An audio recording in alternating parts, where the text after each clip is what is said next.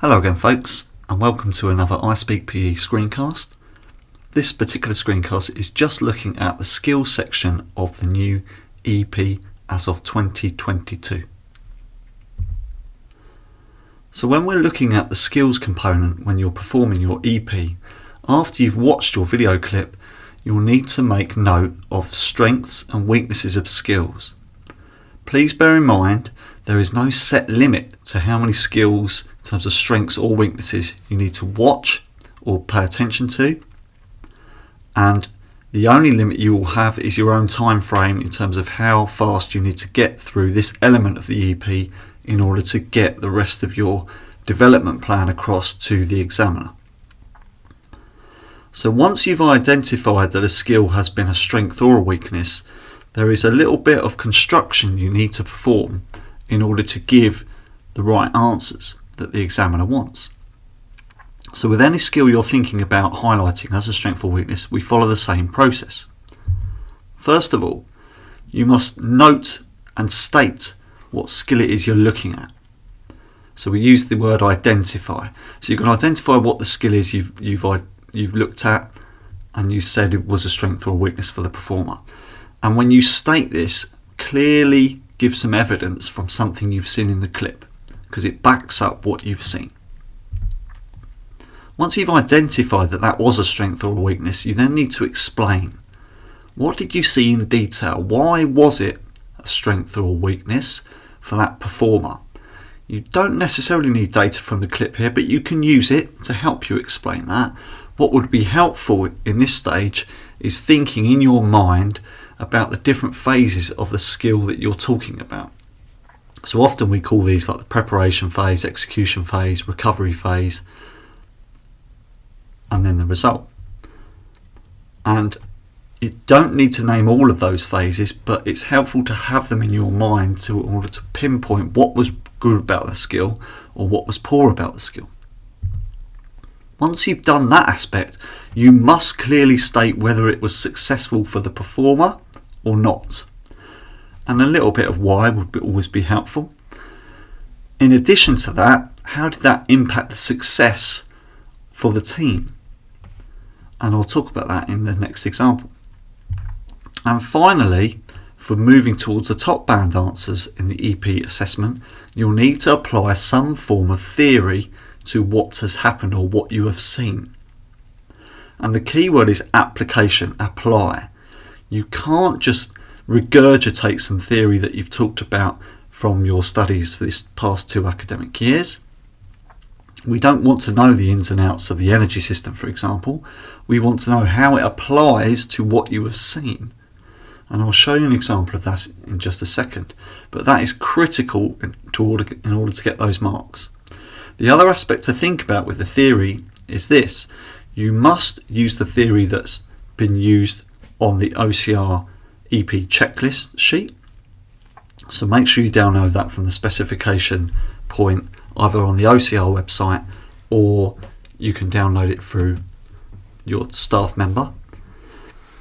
And the other aspect to do with the theory is once you've used a piece of theory once, don't use it again because you're not getting any more marks. You've shown the examiner that you know about this aspect of the theory. Don't then show them the same thing again. Show them something different, expand your knowledge, because you're gaining marks for more knowledge that you show. Okay, so if we stick to these 4 things for every skill or that you have watched, would be it a strength or a weakness, you won't fall far short of being where you should be with your marks. Here's an example then of something we might see in a game of football, be it men's or women's football. It will work for the same aspect. One weakness I saw for the performer was their first touch. This happened a number of times in the clip. As the player was receiving the ball from both short and long passes, their first touch was not very effective, and you could go as far to say as I saw it 5 or 6 times where it bounced off their foot. They used the incorrect body part to receive that ball. So you want some sort of evidence in there. Once you've done that, you then move on to the explanation. When they performed their first touch in the preparation stage, the performer never really set their feet correctly, as they always looked off balance. They watched the flight of the ball, but their decision making in the execution stage was poor, as they often chose the wrong surface area to make contact with the ball. There was also a number of times where they pushed the ball into an oncoming defender after contact, after the execution stage. So again, in this part of the phase of skill that we're looking at, I don't need to name all those phases, but I've named a couple to give some explanation as to why I thought it was a weakness. These were the reasons. This led to constant unsuccessful first touches. As they made contact with the ball, it kept rebounding too far in front of them, which meant losing control in various situations that I saw. Right, again, I've talked about the success rate. How successful was it? Well, it wasn't very successful for this player. This also led to poor ball retention by the performer's own team, as whenever the ball was played to the performer, he couldn't keep possession of it, and it meant the ball was often lost in key areas which enabled the opponents to attack. So again, in that statement, I then talked about how that has affected my team, or the team that I was watching. So I've talked something about the performer's success, I've talked something about the team's success. That's critical to improve your marks. And finally, we're going to have the theory. The reason this may have been the case could have been due to poor cue utilisation as the ball was travelling towards the player. So I've stated what could have happened. The word may is critical here because we don't know, but we're applying some theory as to why this might have happened. Now, we don't need to know everything about cue utilisation, how it works, how it operates. We just need to be able to apply it to the first touch. They may have been slightly over or under aroused. This meant that they could not correctly selectively attend to the right cues, such as which body parts used for the flight path of the ball. This lack of focus then meant that the ball was controlled with an incorrect surface, resulting in losing possession of the ball. So I've applied that theory.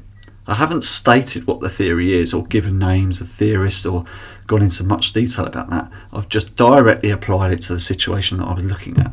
And that's what we want in terms of your assessment. So that is critical. As always, if you need any more help with the E.A.P.I or any other aspects of A-level PE, OCR PE, please head to the ispeakPE website. Please re-go over this screencast to make sure you understand how to work your skills and work them into a constructive answer like I have done at the end, using all 4 aspects per skill that you're talking about, be it strength or weakness. Thanks for watching.